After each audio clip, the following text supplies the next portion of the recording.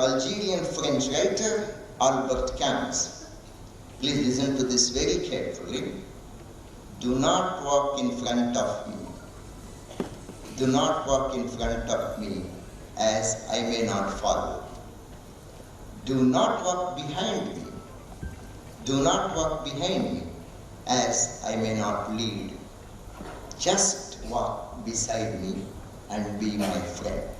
Just walk beside me and be my friend.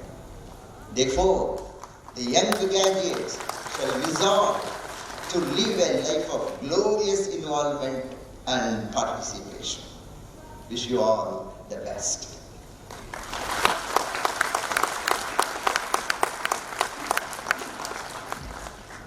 May I request our chief guest, Honorable V.K. Saraswat, to deliver the convocation address.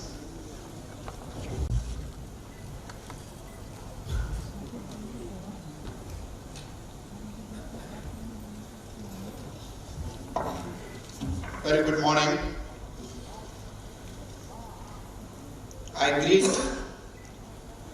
Shri Ravikantji, the Chairman of Board of Governors of IIIT Allahabad, Professor P. Nagabhushanam, the Director of IIIT, members of the Senate, faculty members, staff, distinguished guests, respected parents, members of the media, and the graduating students. On the occasion of the 12th Convocation of this institution, I congratulate all the students of IIIT Allahabad on their accomplishments of acquiring knowledge resulting into award of degrees. My greetings to the great teachers who worked very hard in shaping your minds. I also greet all the parents who inspired their children towards studies and provided them the necessary resources and environment for growth. Dear young graduates, you are graduating at a time when our nation is surging forward in all fields. The knowledge that you have gained, the opportunities and the options that you have affords you the freedom to choose your area of interest, a choice many of your previous generations did not have. You are empowered by knowledge, now have to fortify with your personal qualities like honesty and hard work, sincerity and integrity, and to top it all with a sense of pride to serve the nation. I am quite confident that you will have the most rewarding experience in the years to come. Knowledge is the foundation on which India needs to build and grow. Who else would help India if not you young engineers with right qualifications? Here I would like to quote what Dr. S. Radhakrishnan, our former President of India, said. A life of joy and happiness is possible on the basis of science and technology. The end product of education should be a free and creative man. That's why I thought I should talk to you today how S&T can be a vehicle for transforming this country. For that, let's look at the historical perspective of science and technology in India. Our country has produced great visionaries and leaders who shaped the destiny of this nation post-independence. The vision of our Prime Minister Pandit Jawaharlal Nehru gave birth to modern India through science and technology. He strongly believed that it is only S&T that can bring prosperity in our country and alleviate hunger and poverty. His vision was converted into action by Shri Homi Bhabha, who pioneered the nuclear energy program and created world-class institutions like TIFR, VARC, IGCAR, and so on. Alongside, Dr. Vikram Sarabhai laid the foundation for space research and created ISRO, which has blossomed into a competitive world-class organization, leading to large number of satellites, launching of large number of satellites, journey to Moon and Mars, and the latest one where it launched 104 commercial satellites in different orbits in a single launch. Dr. Swaminathan, the father of Green Revolution, gave self-sufficiency in food production and provided food security to an ever-increasing population. Dr. Kurian, the vanguard of White Revolution, enabled India to be reckoned as the largest producer of milk and dairy products. Dr. Kalam, the proponent of a developed India, provided strategic security to our country by developing and producing a number of missiles despite missile technology control regimes. Friends, all this could be achieved because the thrust of the nation was in creating an ecosystem for S&T development by setting up world-class institutions like BARC, TIFR, CSIR Labs, ICAR, ICMR, DRDO, ISRO, IITs, NITs, IIITs, IIMs, industrial units for steel, energy, textiles, pharmaceuticals, defense, consumer goods in public and private sector. All this has brought India into the league of developing nation with its GDP growing every year around 6 to 8%. The world is looking at us with hope and willing to invest through FDI in different programs. This is a wondrous opportunity with 450 million young dynamic people like you surging with energy to transform India into a developed nation. Friends, despite such outstanding efforts, the fruits of S&T did not reach the millions at the bottom of the pyramid of our society.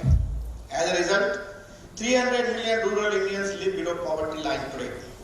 833 million, that is two-thirds of our population, live in villages. Contribution of agriculture to our GDP is only 14 to 15%, and our farmers are hungry despite food stocks of more than 260 million tons.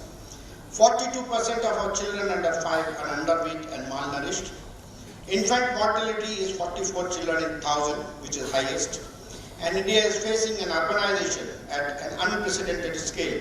As I talk to you, 30 people leave rural India per minute. By 2050, half of Indian population will be urban.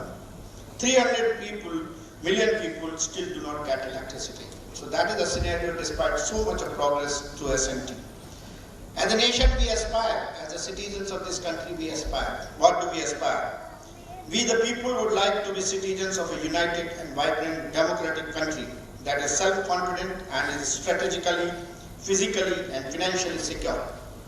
We would like to see all those factors that create divisions among us to be eliminated by ensuring that real, tangible growth spreads to all sections of our society in equitable and inclusive manner. We would like to see our country transformed such that there are no severe extremes of income distribution. We would like the country to be self-sufficient, both qualitatively and quantitatively, in meeting basic human needs of nutrition and health, energy and habitat, education and connectivity. Habitats that provide us climate-neutral ambience would thus be a prerequisite. We would want sufficient quantity of nutritious food that satisfies our biological needs for leading a healthy life. Every citizen, irrespective of his or her place of residence, will get clean drinking water in adequate amounts, enough power 24/7, and facility to communicate with not only citizens within the country, but our brothers and sisters abroad. We would certainly be looking for a very healthy lifestyle where we have complete health protection from cradle to grave.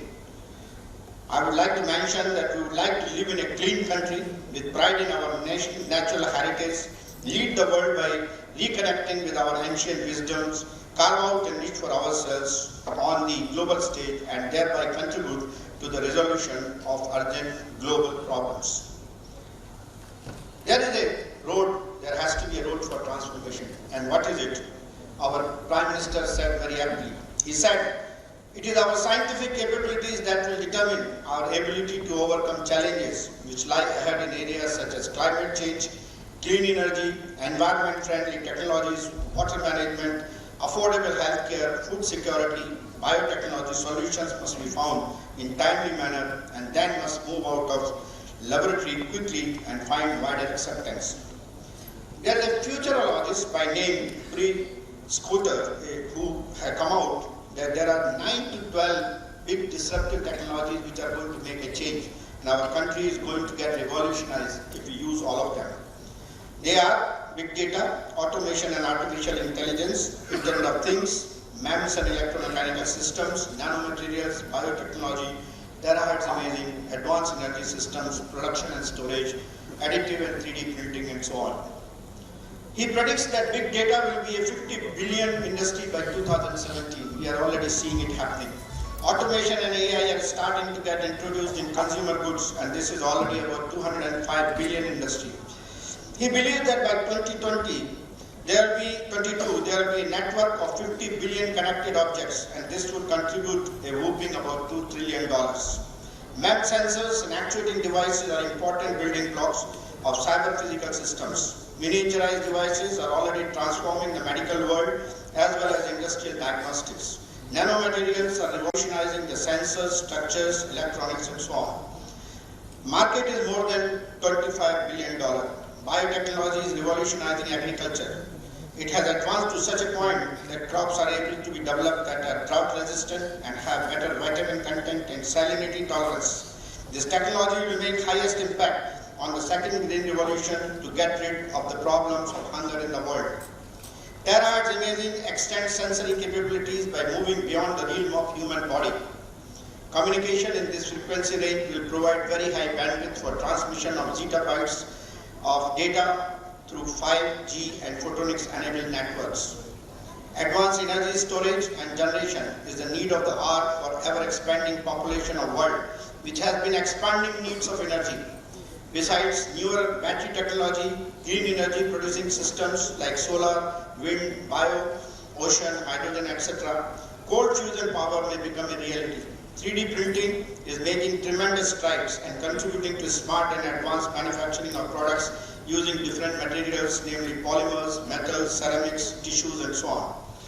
That is also at low cost and without wastage of material.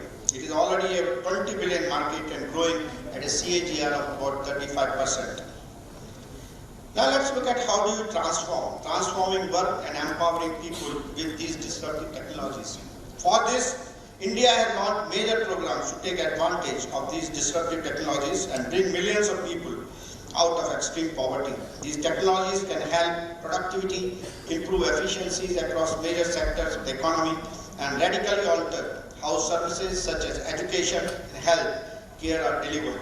These technologies can have a disruptive impact on Indian business, government, and society. The programs are Digital India, Smart Cities, Swachh Bharat, Make in India, Energy Security, Food Security, Skill Development, E-Mobility, Environment, and Climate Change Control. Through these programs, India is likely to see diffusion of these technologies. The most important of these, the mobile internet, will likely to reach 700 million to 900 million Indians by 2025. Along with cloud services, the automation of knowledge work, digital payments, and verifiable digital identity, the mobile internet can provide the foundation for a remote healthcare, adaptive learning, mobile agriculture extension services, and other innovative services. Opportunities are likely to be created for millions of workers and entrepreneurs by empowering technologies. Up to 20 million small and medium-sized entrepreneurs could gain access to digital business tools in the cloud at a fraction of the cost of running in-house information technology. About 90 million farmers could raise their productivity with real-time market information, and as many as 22 million through precision farming. Millions of workers with little education could become knowledge workers in community healthcare, education, banking, and agriculture. Friends, that is the kind of strength of this technology. What is the way forward? And that's the way we have to look at it. If we have to really make economic impact through SMT and improve our position in Global Innovation Index, which is about 60 out of 138 nations today, we have to alter our SMT innovation ecosystem. This would require global leadership in science, engineering, technology, manufacturing, and innovation. Excellence is needed in basic research, particularly directed basic research. Excellence is required in applied research, including pre-competitive applied research, particularly in critical technologies. We need excellence in R&D technology development and innovation. I see a lot of innovation in service sector. However, wealth can be created only if we excel in engineering innovation. This should be our area of focus. For this, we should develop high-quality design and manufacturing skills. To meet the challenges of 21st century innovation wave, that is the sixth wave of innovation, engineers have to build expertise in fundamental science like maths, physics, green chemistry, biological sciences to establish base and foundation to support the development of future advanced technologies like nanotechnologies. We have to create a culture and mindset of design, simulate, build, test, evaluate, and validate in engineering education. Present approach to give up after the design is seen on the computer screen using imported design and simulation tools is not good for innovation. Engineers have to go from drawing boards to test and evaluate and iterate the process till an efficient and optimum solution is evolved and ready to go to the market. We should reinforce the concept that if you can't build it, you can't use it or sell it. We have to introduce and develop project management skills and awareness of business practices, including cost and budgets. This will help developing entrepreneurs and innovation champions in the society. The philosophy of young engineers of the nation must comprise design thinking and innovation. Design is a continuous process of innovation that develops gradually, not abruptly. Creativity is both soul and spirit of design. Design thinking is an active process that strives for continuous reinvention and consistently challenging the existing things in a way ahead or to ongoing evaluation. Since sustainability is an important element of the innovation ecosystem, our focus should shift to minimizing the use of energy, material and wastage using green and sustainable manufacturing processes.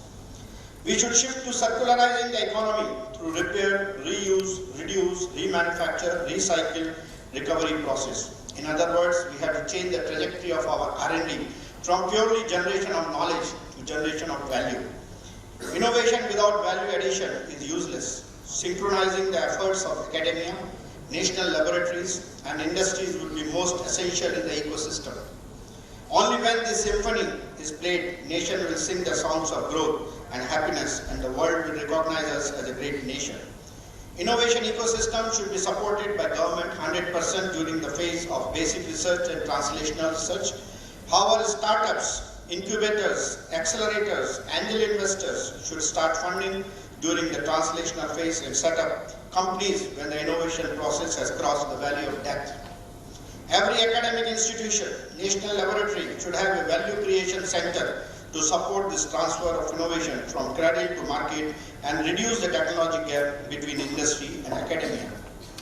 Finally, I would like to ask you what you would like to be remembered for, as our Honorable President Dr. Abdul Kalam used to ask. You have to evolve yourself and shape your life.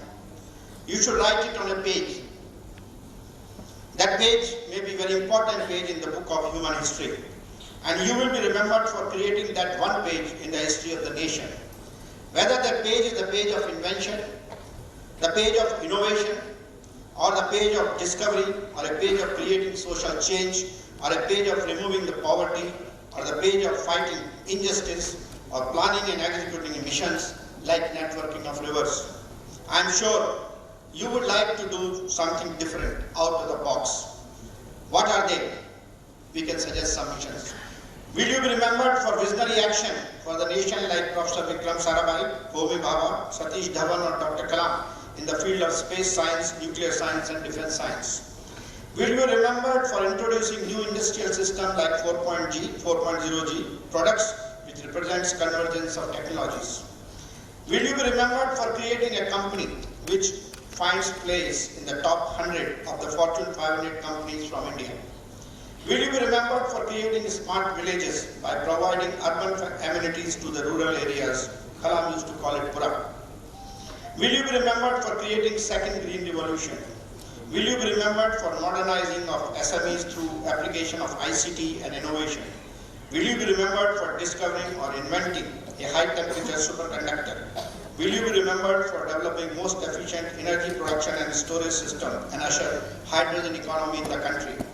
Will you be remembered for action-oriented, clean home, clean environment, clean state and clean nation and low-cost water recycling and desalination to ensure water security? Will you be remembered for evolving of a smart waterway for the whole country, linking the major rivers? My dear young friends, you may choose any of these dreams, but success in any of them is like an iceberg. People see only the tip of the iceberg, but hidden underneath in water are the building blocks of the success via hard work, habits, sacrifice, massive action, failures, persistence, your capacity to take risk, focus, and so on. Success remains elusive unless we learn how to climb the ladder of these building blocks. I am confident that the knowledge which you have gained in this prestigious institution will help you to emerge like an iceberg, a winner all the way. Dear friends, belief is one of the most powerful tools behind the success of any person, may it be personal or professional. I cannot resist but to quote Swami Vivekananda. To quote, all power is within you. You can do anything and everything. Believe in that.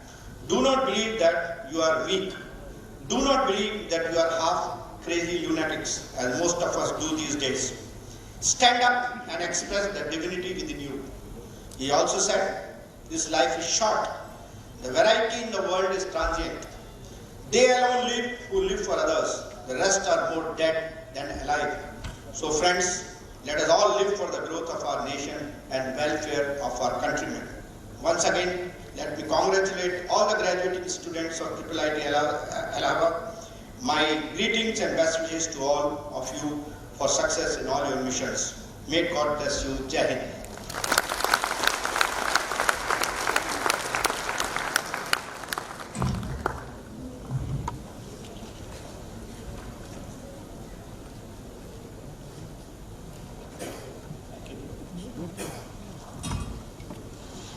Thank you, Honorable Dr. Saraswat. May I now request our chairman to deliver the convocation address.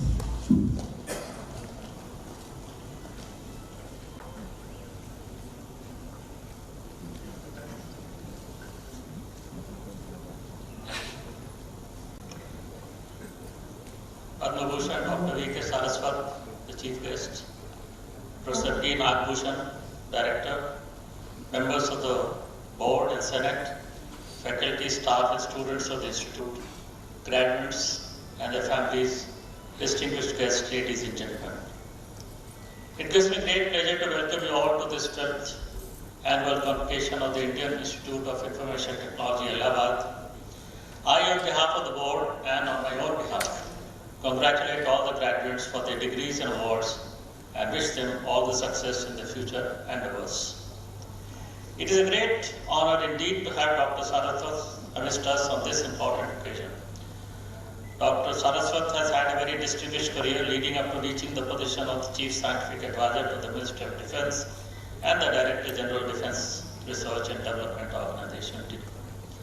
DRDO is spearheading several initiatives to make our country self-reliant in defense preparedness, especially missile development, with which he was very closely associated. Currently, Dr. Saraswat is a member of the government think tank Niti Aayog, headed by the Prime Minister. He is also the Chancellor of Jawaharlal University.